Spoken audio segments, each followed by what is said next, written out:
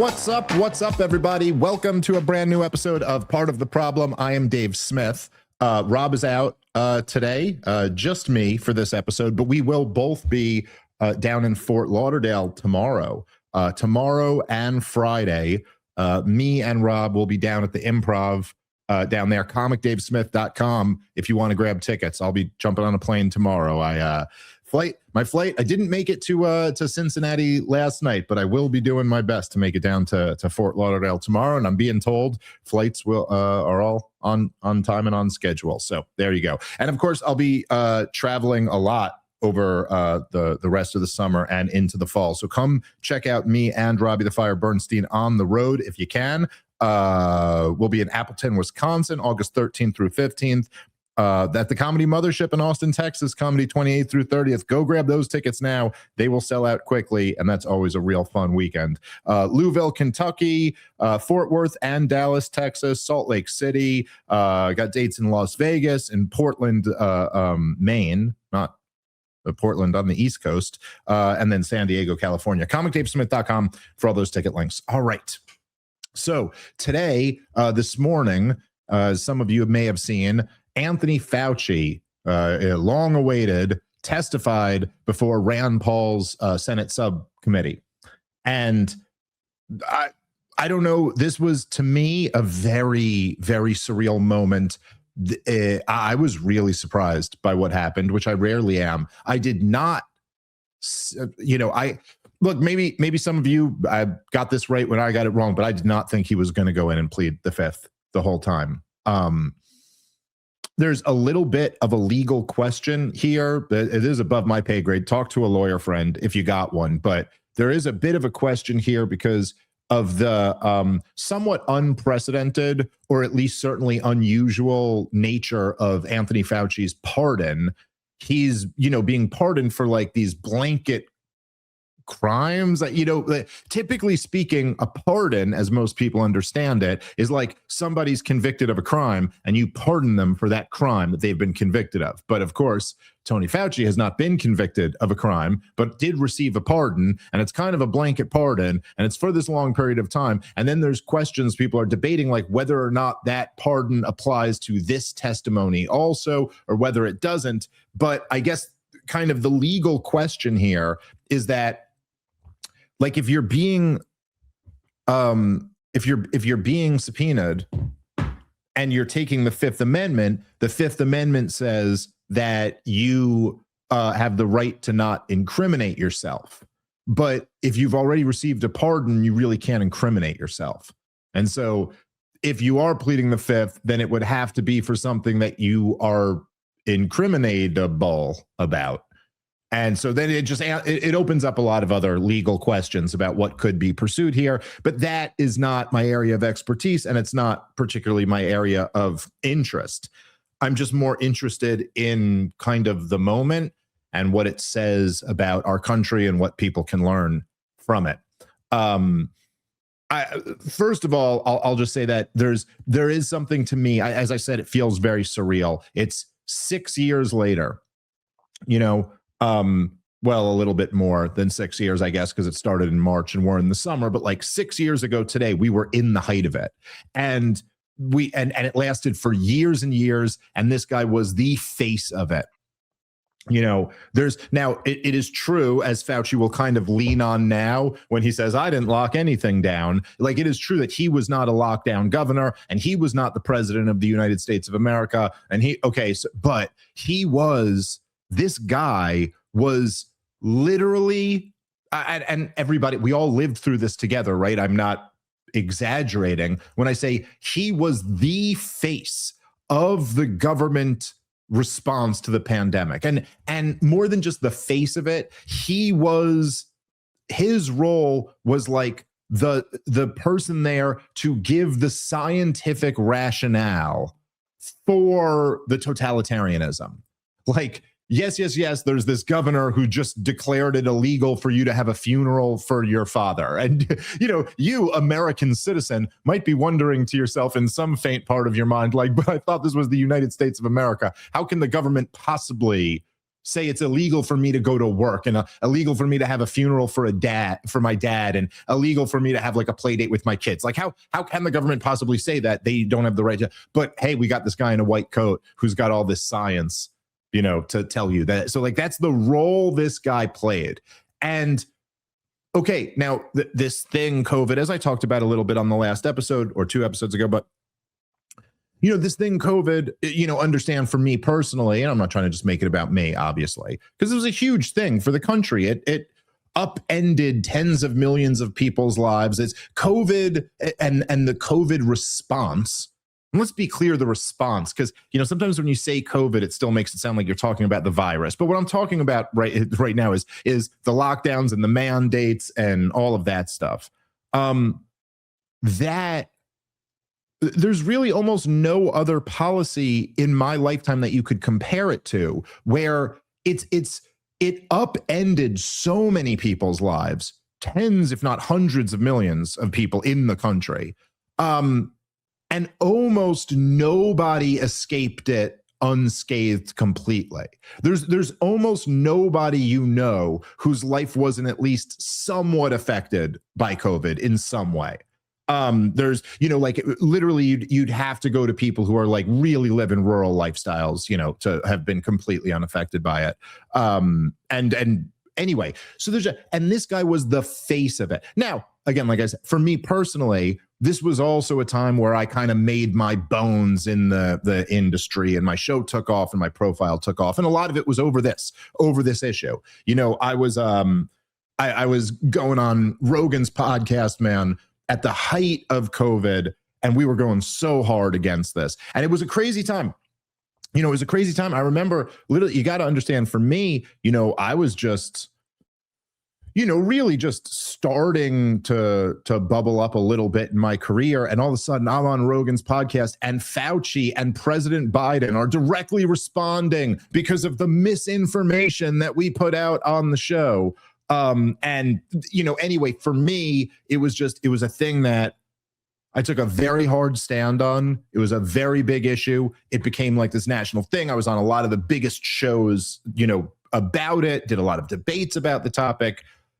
And now, 6 years later, to see this guy, this pathetic little demon, come back testifying before Congress or before the Senate subcommittee, he's been given a pardon.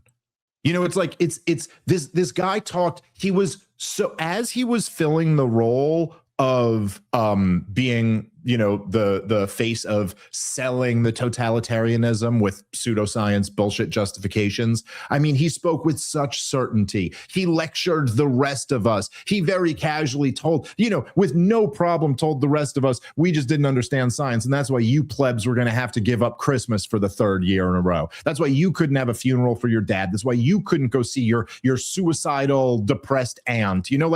Millions of real stories like this. That why your autistic son's special needs school ought to be shut down. And he's justifying it off this science. And then it gets revealed that he is completely full of shit the whole time, to cartoonish levels. It's now been revealed. It's a slam dunk. And he comes back and pleads the 5th. Just absolutely torches his own credibility, proves all of us critics of him right.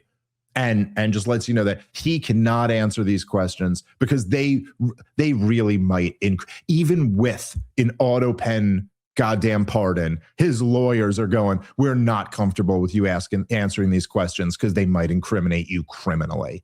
That's what's going on here. All right, guys, let's take a moment and thank our sponsor for today's show, which is Goldback. If you haven't watched my interview with Jeremy Corden, he's the CEO over at Goldback, click over and watch that. It was a really good interview. It was one of those ones that stuck with me. There's a lot of problems that we have in this economy that we talk about on the show all the time. Right up there at the top is the debasement of the currency. And that's the problem that Goldback is trying to solve. The dollar has lost over 99% of its value as measured in gold. Now, one of the major problems with gold is that it's not treated as money anymore, but Goldback is tackling that. They're real 24-karat gold that you can spend like cash. They're one of the most affordable ways to own fractional gold, and they've already become the leading non-crypto alternative currency out there. No accounts, no fees, no data tracking, just person-to-person transactions in a currency tied to gold, accepted at thousands of businesses across multiple states. So stop relying on a broken system. Head to goldback.com/Dave to learn more. That's goldback.com/Dave. All right, let's get back into the show. And don't give me, listen, man, again, so people like don't get it confused. There's a huge difference. I'm not, if anyone wants to be like, oh, so you're saying if anyone ever pleads the fifth or something like that, then that means that's evidence of their guilt or something. But it's like, now, dude, the idea of the Fifth Amendment is to protect people from a tyrannical government. Okay, that's actually kind of the idea of all the amendments, if you really want to go look at them, or just about most of them, most of the good ones, especially the early ones.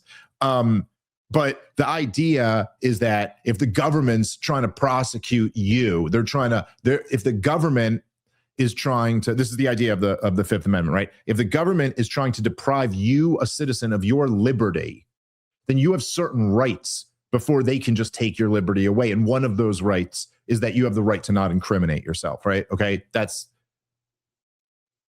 very different from saying a government employee has the right to not incriminate himself when being asked questions about depriving all of the American people of their basic rights.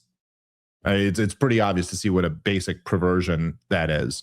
But look, we're going to go through some of the hearing here. I don't know, what else to say about this. It's infuriating to look back on it. It's also, there is something cathartic about it.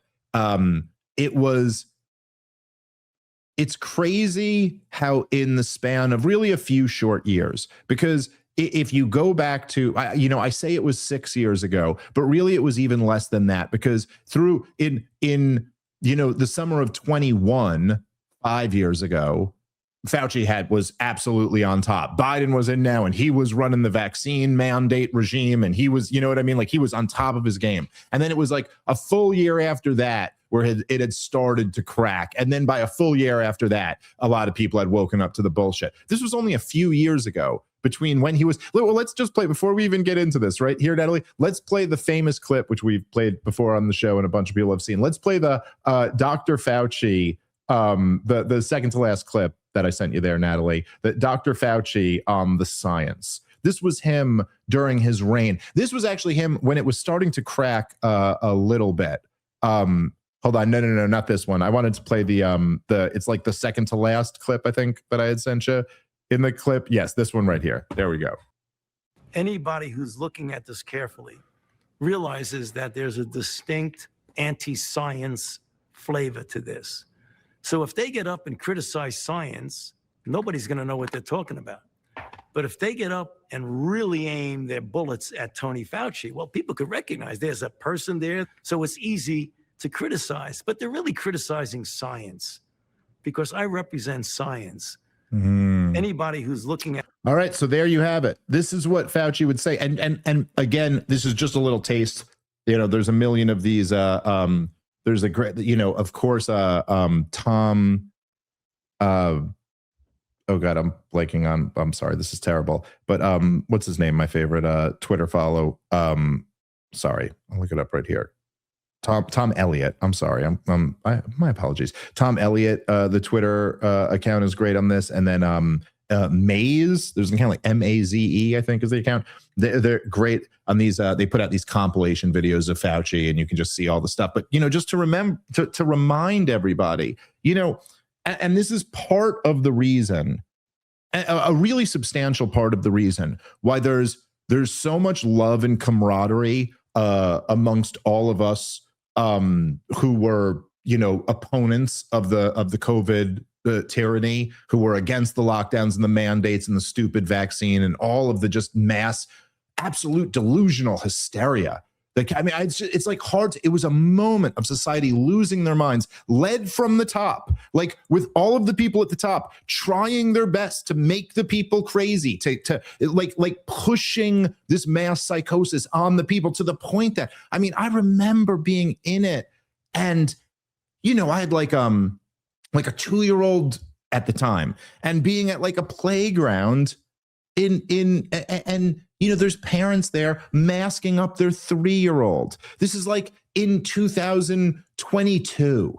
You know what I mean? Like we had been living with COVID for 2 years. We had all kind of figured out what it was. We had all had it and gotten over it. We had all like, and they're still, you're like, and they'd be giving me looks like, you got your 2-year-old here without a mask? And you're like, I'm not gonna put a mask on my 2-year-old. Like, are you insane? They're just crazy thing. And it was led from the top. And okay, so this is, anyway, my point is, the reason why all of us who fought against that have so much love for each other, and the reason why all of us get so angry about this shit and say things like this guy needs to be in prison, and just how there has to be a huge reckoning for what happened, is that it's not just that the government overnight essentially instituted totalitarianism and they went, hey, we're on lockdown. They actually just, look, I'm like a hardcore radical libertarian. I've probably read like 40 books on libertarianism in my life, which is a weird thing to do, granted, admitted. Not a brag, but I'm really into it. But I had all of these like far too many conversations and debates and read books about like what exactly it means to be a free society and what the role of government ought to be, and all of these things that people in that who are interested in that type of thing think about a lot. But even for people who don't think about that stuff at all, most people in the United States of America just took for granted that like we're a free country. That means something. Like the government can't just say it's illegal to go to work tomorrow. They can't just like arbitrarily divide us into essential and non-essential Americans and then say the essential ones are first-class citizens with rights to work and the non-essential are second-class citizens who don't have the right to work. They can't just like institute an apartheid system where like vaccinated people can go to Knicks games, but unvaccinated people are not allowed to go. Okay, but they did all of that. We had this idea that they weren't allowed to do it, but they did do all of that. And they did it, at least starting with the lockdowns, overnight. And so they're instituting this totalitarianism. It's based off bullshit. The science is absolutely ridiculous. Not a leg to stand on, which is why even Fauci in his emails and journals is totally contradicting what he was saying publicly. Okay? But then, as if that wasn't bad enough, this is what really gets us angry. I mean, the first part's pretty bad. The whole totalitarianism based on bullshit part is bad. Don't get me wrong. I'm not trying to downplay that part. That had an effect, for sure. But then on top of that, to add insult to injury, when any of us would like just ask the most common sense questions, make the most common sense point, take apart the obvious bullshit in the narrative, which was not that challenging to do.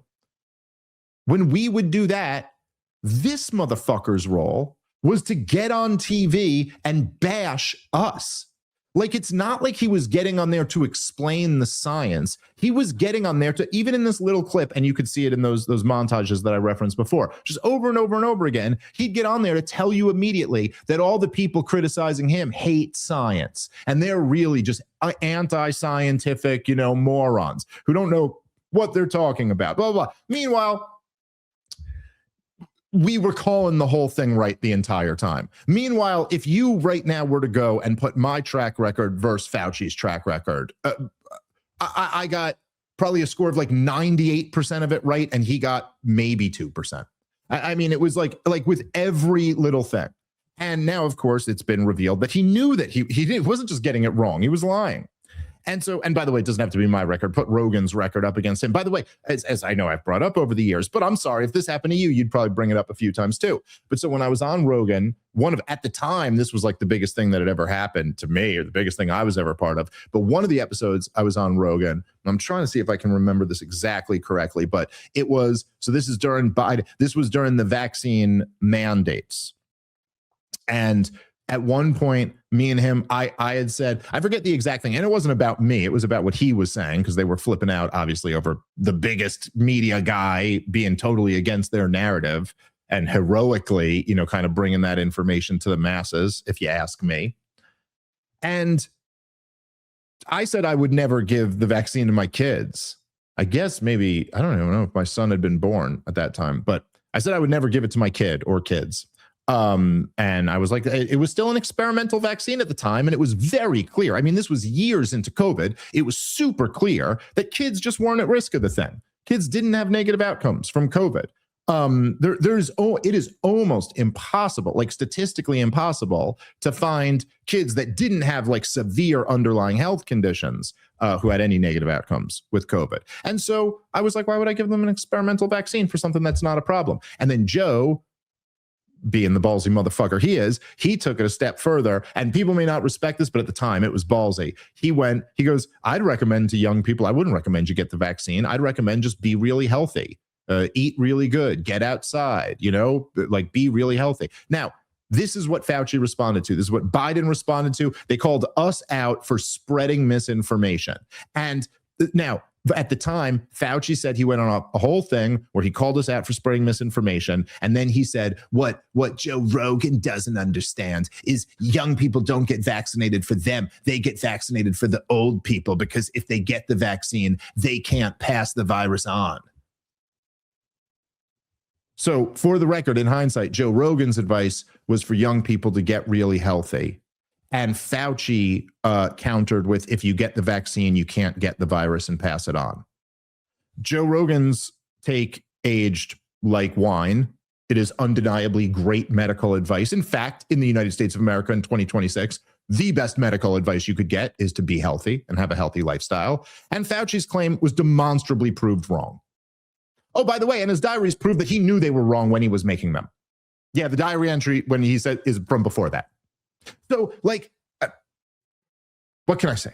Just devastating. Like, there actually is no question at this point. Anyway, I want to go. Let's play here. So Fauci spoke for 5 minutes and then didn't answer a single question. Pled the fifth to every single question that was asked. The whole rest of the thing. So yeah. Rob had speculated the other day if Fauci was going to come in looking like a Mueller, like a slow old man. I thought there was a chance of that. I did not think he was just going to plead the fifth the whole time, but he didn't look like a slow old man. He looked like he hasn't lost a step, which makes you hate him even more. Hard to hate senile people. But here, let's play his 5 minutes that he said. This is the only thing he said besides pleading the fifth, but we'll play some of the other moments. I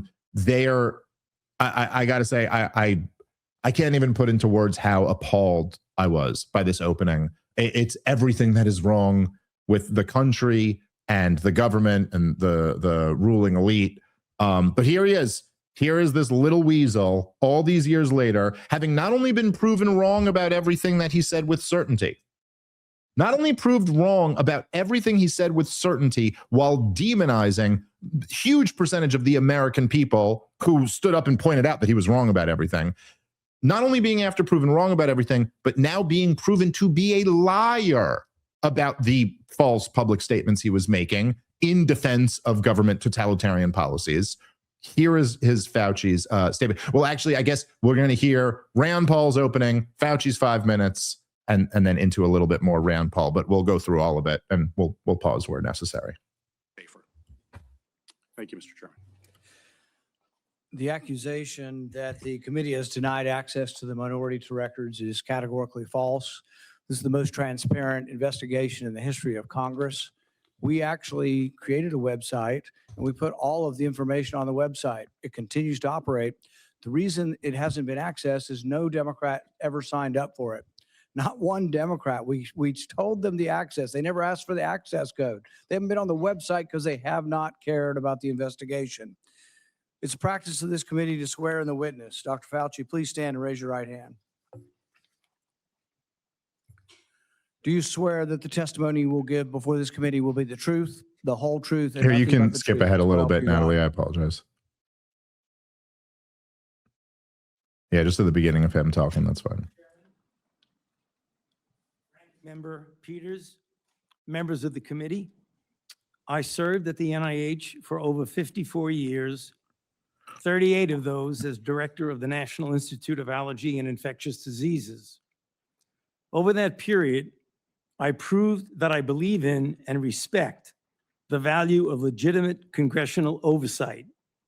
In fact, I testified before and or briefed Senate and House Senate and House committees well over 200 times over those 38 years.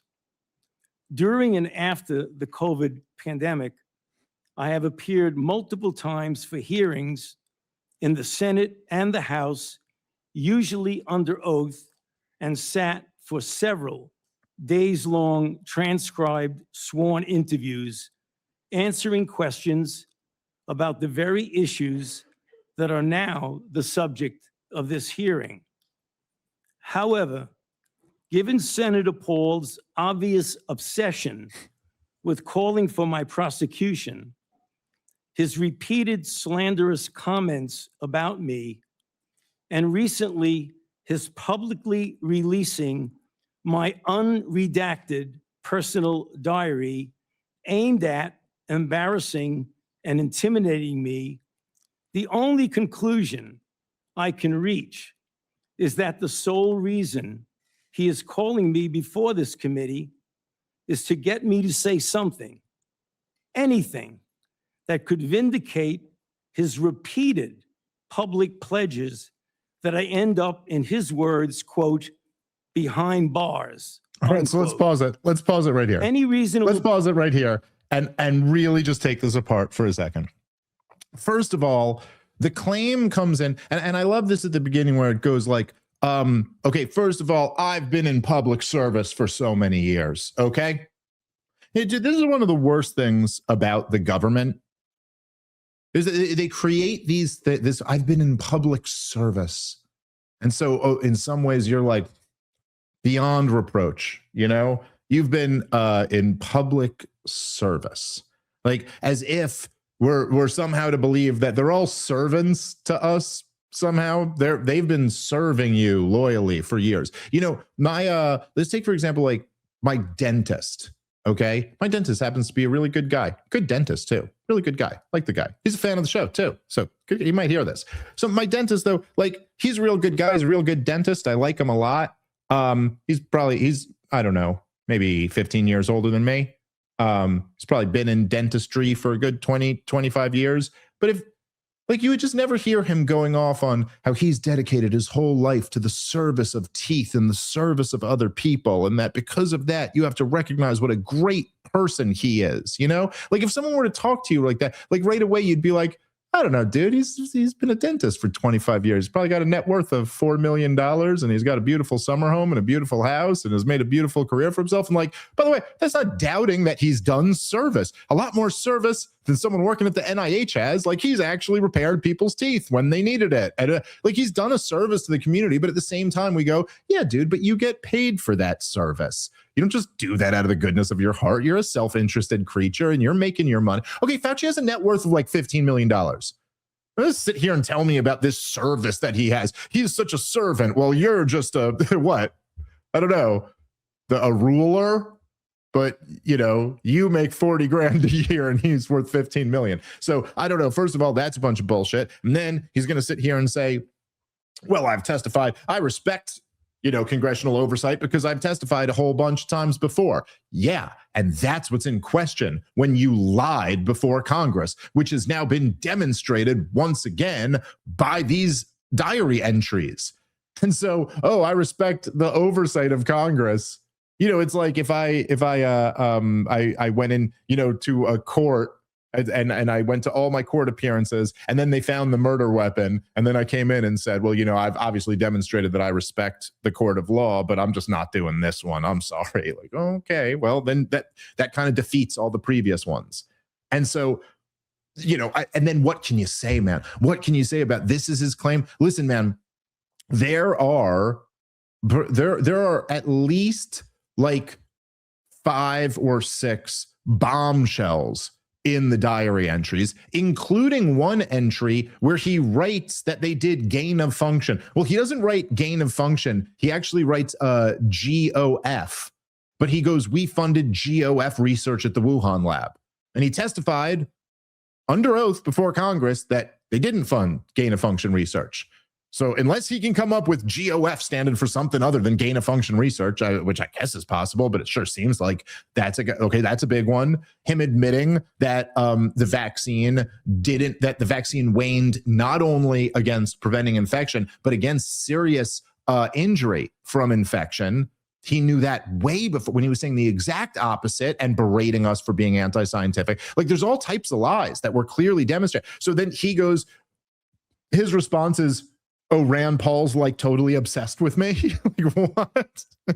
Rand Paul's just like totally obsessed with me. Well, okay, but that's like, what? You're not just like a chick in high school. You're the face of the pandemic response. That's a reasonable thing to be obsessed with if Rand Paul is obsessed with this.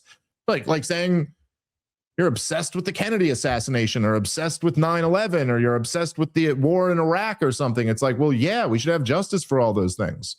I don't know. And it's just, and then for him to say it's just to embarrass me. Well, okay, listen. And I say all that because this is the most important part of all of that. But just think about this, guys. Think about this. When you plead the Fifth Amendment, you are saying I am exercising my right to not criminally implicate myself. You're not saying I'm exercising the right to not embarrass myself. So for him to go out here and say Rand Paul is just trying to embarrass me, so I'm going to plead the Fifth, makes absolutely no sense. That's an absurd thing to say. And for him to sit here and say, well, Rand's trying to make good on his promise that I'll end up in prison, and that's why I have to plead the Fifth. Well, I'm sorry, but that does not follow. There's a real admission in there. That's what? Okay, so if you answer these questions, what? He'll make good on his promise that you will end up in prison? So, I'm sorry, but we have now, I mean, this is as open, shut, objective, like obvious analysis as you can get, to the point that literally anyone disagreeing with this statement can be dismissed as just being bad faith. That we objectively have it on record that you were saying, you were writing different things in your diary, things that contradict your public statement at the time when you were on the Corona Task Force response team, and you were nationally the face of the thing after this long career at the NIH. Yeah, that's reasonable questions to ask. That's not, oh, you're just trying to humiliate me. That's not something I'm going to plead the Fifth Amendment over. So just total, I mean, just the level of entitlement. And also I would just point out, before we play the rest of his opening, I would just point out here, what a disgusting person Fauci is. If nothing else, right? Fauci got a whole lot wrong, and he's admitted this. He's admitted, he based his whole thing on the 6-foot rule, and he's admitted that was not based on science, that came out of nowhere. It was just kind of something that appeared, and we just started going with that. He straight up said, if you get the vaccine, you can't get the virus and you can't spread the virus. Like, even if you're being the most charitable, let's say you're the biggest Fauci fan in the universe, he was just trying to help, he's a loyal public servant. Okay, even you have to admit that was wrong. That was bad information. And real things happened as a result of that. Like, in other words, when you tell someone, forget even my, attitude about the government tyranny. Let's just say the actual germ itself, the virus. Fauci told a whole bunch of people, if you get the vaccine, you can't get it. You can't spread it. Do you know how many people maybe wouldn't have gone and seen their grandma? Would have made a choice, but they were like, no, I got the vaccine, I'm protected, and then went. Like, people died from the virus because of Fauci. Obviously, people died from the lockdowns. People died from the riots that happened as a result of the lockdowns. People died from the economic, but no matter what, even if you're being really generous to Fauci, he messed up a lot. He got a lot wrong. And there is not even a sense of contrition about that. And the fact that he was think about the Joe Rogan example, the fact that he was mocking people and smearing them as they got it right while he got it wrong. And he doesn't go up here with an ounce of, apologetic tone, or much less actually give an apology for some of the things he got wrong. No, Rand Paul's totally obsessed with me for releasing these diaries that embarrass me. That's truly the real victim of COVID tyranny, is Tony Fauci.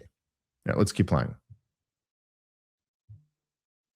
Person who has followed his unhinged obsession with me would readily come to the same conclusion. Therefore, although it pains me to do so, because of the respect I have for the legislative branch of government and my decades-long record of cooperating with Congress, under the advice of my attorneys, I will invoke my right under the Fifth Amendment of the Constitution to refrain from answering your questions. Thank you. We will now begin a round of questioning. Dr. Fauci, your testimony today is compelled by a lawful subpoena. As you know, it's a crime under 18 U.S.C. Section 1001 to knowingly make a material false statement to Congress, with a penalty up to 5 years of imprisonment.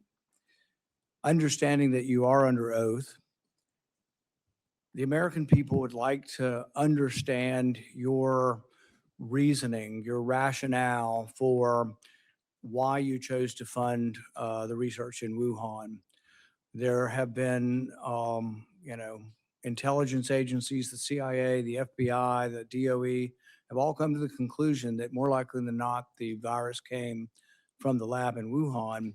And so we'd like to know, what was the rationale? What was the discussion? How, what went behind the decision to fund the research in Wuhan?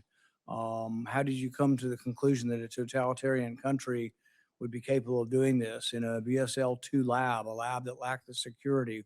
What was the reasoning? And are you sorry, basically, for making the decision? Would you, given another chance, say, well, gosh, circumstances now, as I know it, maybe it wasn't a wise thing.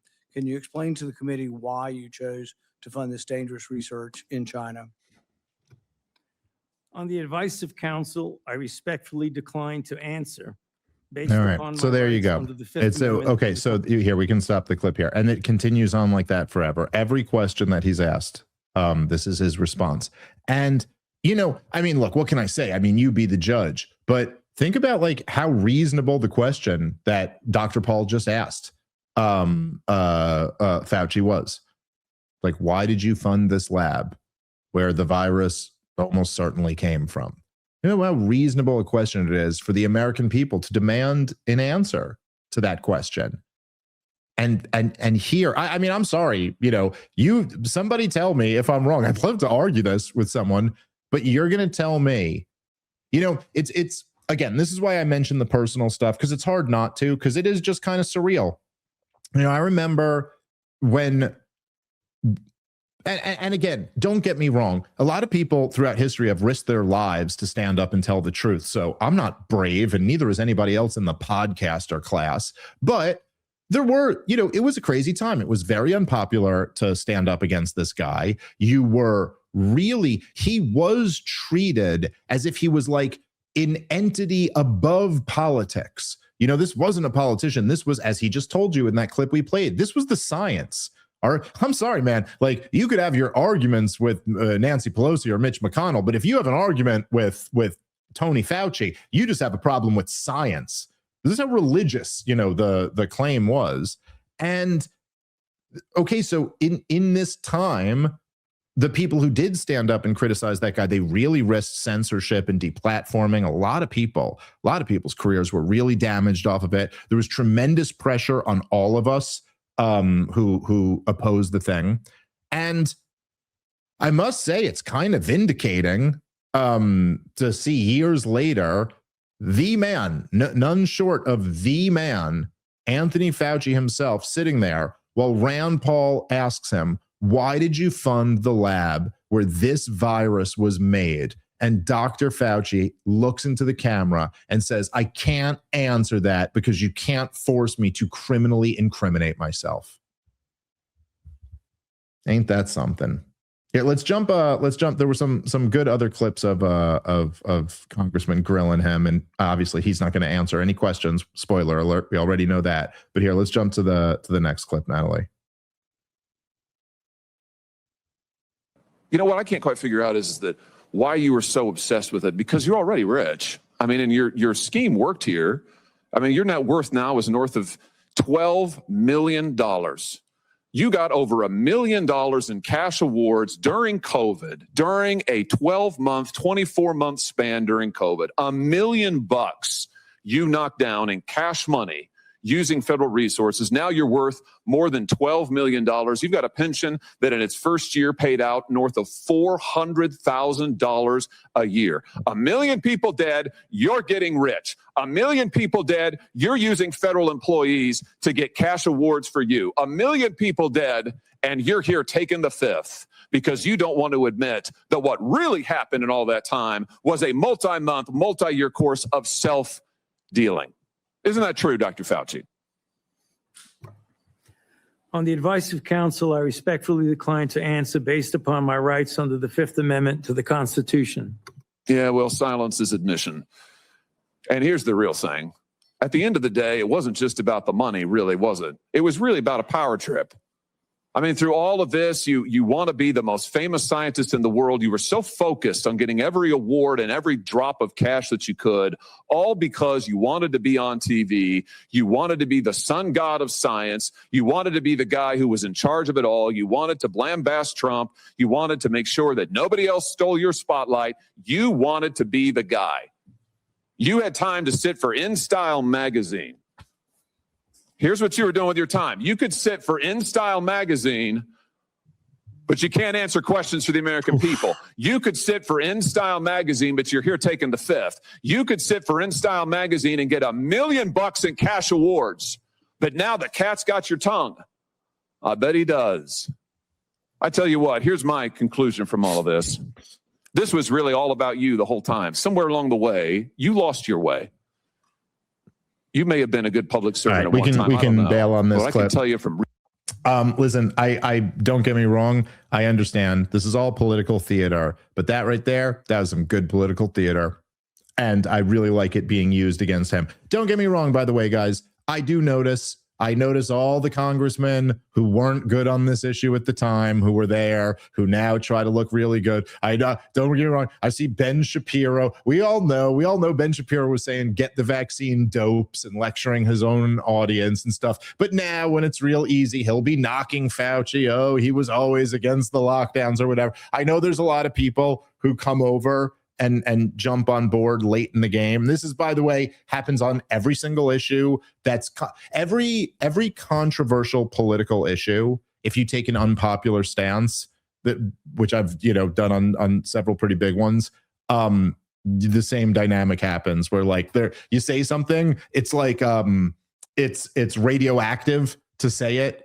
People freak out at first, and then a few years later, it's just like what I mean. It's hard to overstate how non-radioactive and just obviously true it is to say that like people got vaccine injured from the vaccine. But man, you couldn't say this on YouTube a few years ago. We literally had to dance around this. They'd boot you off. Like you could not say anything, and they were actually explicit about that. You can't talk about whatever vaccine conspiracies or something. Now we find out Fauci himself most likely was vaccine injured. Certainly appears that way. And obviously we know lots of other people were. There were lots of things like that you just like, okay, so, whatever. It was these things that were very hard. Anyway, my point is just that this always happens. I remember, my God, when I went on Rogan, the first time so I guess this was, it was during those years, during the COVID years, it was like when I would go on Rogan's show,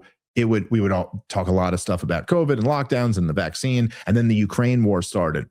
And I went on there and it was my first time talking about the war in Ukraine on the show. And the thing went super viral. And oh my God, the reaction from like back then, this was before Elon Musk bought Twitter and turned it into X. And back then, the like blue check journalists, oh my God, the reaction was insane. Now you can make these points about the origins of the war in Ukraine. It's just not like radioactive anymore. These things, people, you know, the bullshit propaganda campaigns wear off, and then the truth becomes a little bit more obvious, and then it's not so radioactive. And then all of a sudden everybody's saying it. And then even half the people who were on the other side back then are now on your side behind you going, yeah. And you're like, hey, but for a moment like this, I don't care. For a moment like this, I don't even care if it's political theater or if they're, you know, whatever. This should happen to that guy. There is, look, we're not, and I'll probably say something about this at the end of the show. We're probably not going to get any more justice than this, you know, and there's a lot to be said on that. But there is something really valuable to that moment that you just watched, because that is mortifying for Anthony Fauci, and you can see it all over his face. This is absolutely humiliating for him to have to sit there and take that and then plead the fifth like a bitch. That's mortifying. And it's important that tyrants like him get put in situations like that so that other would-be tyrants see that and know that that could happen to you.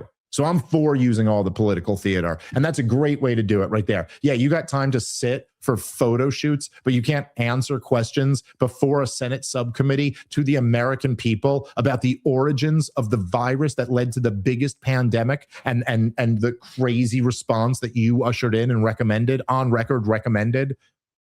You can't answer questions about that, but you could take glam shots. Okay. And then what do? You sit here and plead the fifth. And look, there's just no, again, look, man, you're a private citizen. You're a private person. You're running a private business. You're whatever life you're doing. If you're in the private sector and the government is trying to deprive you of your God-given liberty, then hell yeah, they have no right. You have the right to your privacy. You have the right to not incriminate yourself. Don't answer any questions to the feds. But I'm sorry, you're a man in the arena. You take real political power. You make recommendations to shut down civilization. You make recommendations to shut down economies, to shut down schools, and you brag about how your recommendations are being followed. You know, you answer your fucking questions like a man. Type of bitch coward shit is this? Don't get me wrong. I understand, as does every single person watching this show right now. I absolutely understand why Anthony Fauci's lawyers recommended that he plead the fifth to every question. They wouldn't be doing their job if they didn't. And that's what lawyers do. They advocate on behalf of their client to keep them out of jail. And so, of course, they'd tell you not to answer the questions. But Fauci could be a man. He could be a man and answer that question. He had that option every time. You don't have to follow counsel's advice. That's advice. They work for you. And right there in that moment, he could have stood up and said something. But, you know, that is true. And it should also be, you know, mentioned that, you know, when I say he's worth $15 million, I guess whatever, I'd seen $15 million reported, but the senator says 12. Either way, my point stands. And when he says, oh, you made $1 million during COVID, just to be clear, that is just what we know about. And the way the law is constructed, he does not have to disclose money that he's gotten from pharmaceutical companies. And he's mentioned that under oath. He has said as much. And then he goes, yeah, I've got them. That's the way the law is. I don't have to disclose them. He goes, I know some of the checks were for like 15 cents, but he didn't tell us what the other ones were for. So just to be clear, we don't know. I mean, that's outrageous enough, but he may have made a lot more than that. All right, guys, let's take a moment and thank our sponsor for today's show, which is Sheath Underwear, the underwear of legends. I've been telling you about these guys for years. They've been a longtime sponsor of the show, and I love them because the product is just unbelievable. It is the most comfortable pair of boxer briefs you will ever own. Get yourself a pair of Sheath. You'll never wear anything else. That's what I did. It's the only underwear I ever own. Sheath.com, the best pair of boxer briefs you will ever get, and longtime sponsor of this show, who deserve to be supported. Go there, sheath.com. Make sure to use the promo code PROBLEM. That'll get you 20% off your entire order. Sheath.com, promo code PROBLEM. All right, let's get back into the show. Here, let me see which one I want to do, because we got a few more. I don't know, we have time for all of them. All right, let's you know what? Let's do the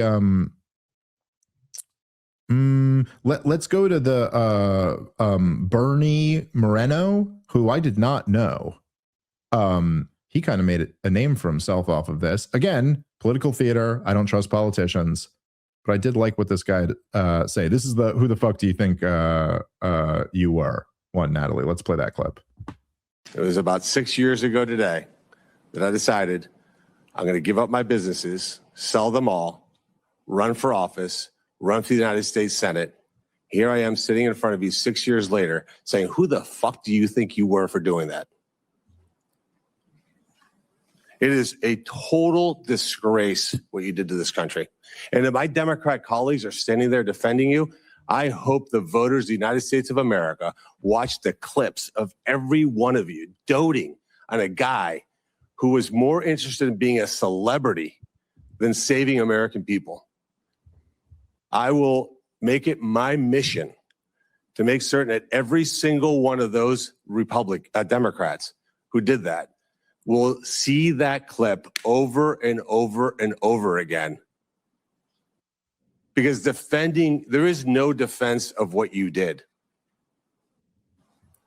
You may have had a 50-plus year legacy of public service, but it ends in total and complete disgrace.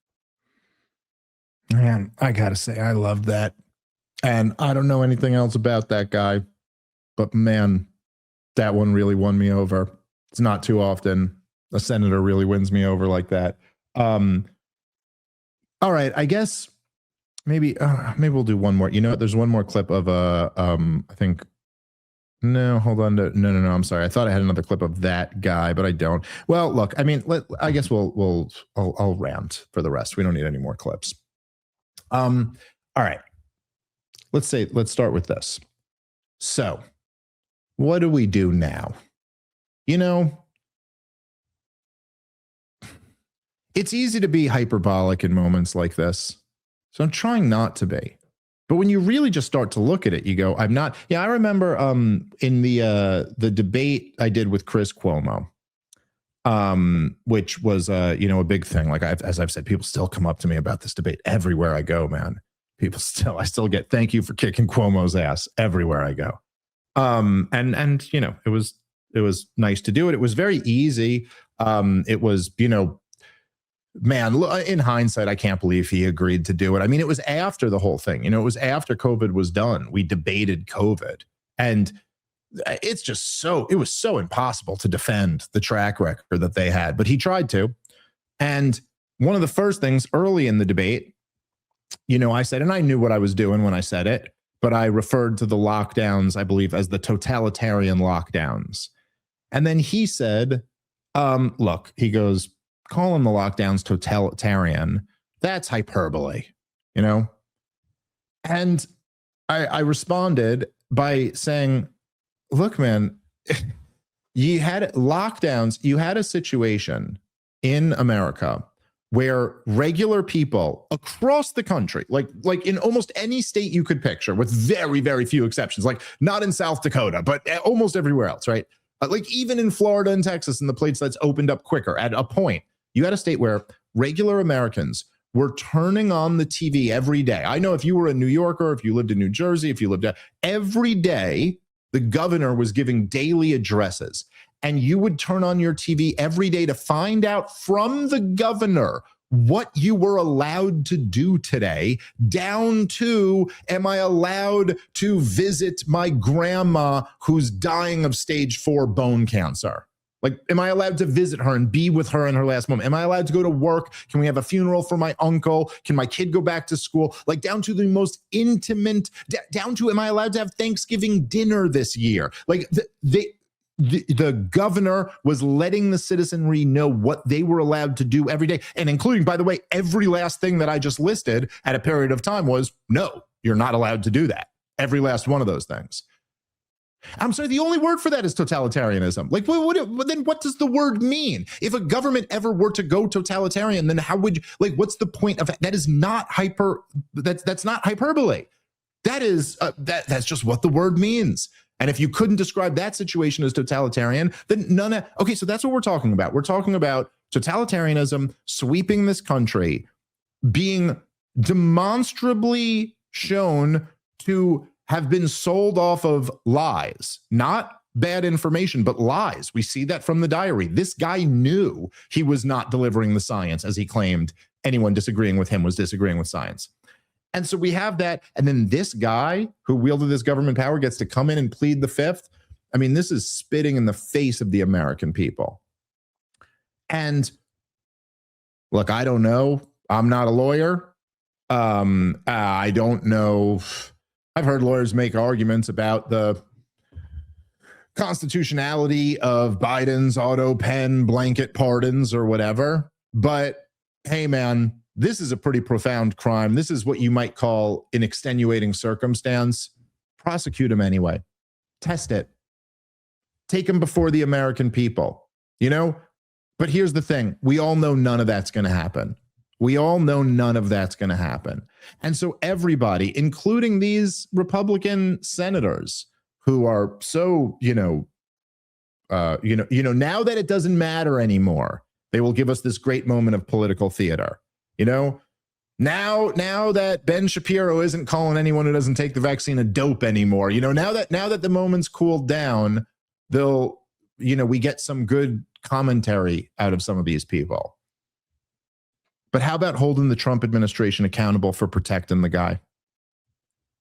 The same Trump who's responsible for him being the face of the pandemic response to begin with. How about that? For all of us, and by the way, I made the point that Fauci didn't apologize, wasn't apologetic at all throughout the whole thing. Several of the Republican senators made that point as well. Where's Trump's acknowledgement that maybe he was wrong to keep this guy on? I mean, he said something the other day, like, I wouldn't have kept him if I knew what I knew. Okay, well, we all knew. I had to take you so long to figure it out. We have figured out Fauci was a fraud way before Joe Biden came in. But look, man, the Trump administration in his first term, Donald Trump COVID happened on his watch. And he's the one who kept having those briefings and letting Fauci get up there and talk to the people. And he made him, he put him on the task force. He made him the face of the response to the whole thing. I mean, that's on Trump. So you did this. You enabled this liar, this little demon, to come, recommend all these totalitarian measures. And now you're going to allow him to come in here and just plead the fifth and get away with it? I mean, we've got him dead to rights on lying to Congress. Open and shut case. So I'd say this will be one more test for the Trump administration. Again, they're not going to do anything about this. I guess my thing would just be to pressure all of the people, as this almost, in some ways, like I was saying the other day, when the topic of COVID comes up, it almost feels like we're getting the band back together. And there's a bunch of people who were good on COVID who have all gone in their different political ways over the last few years. But for all you guys, like, who were great on COVID, who were my brothers and sisters in arms as we shouted at the top of our lungs against, this insanity. Come on, guys, like, where's the consistency here? Like, why would we not, look, Donald Trump hasn't delivered on anything else, but why not put some pressure on him to deliver on this one? And in many ways, for all of the political figures who should be, held criminally responsible for their actions. And man, there's a long list in the 21st century already, but this guy's got to be the absolute top. Because all the reasons I mentioned at the beginning, like, this was legit totalitarianism.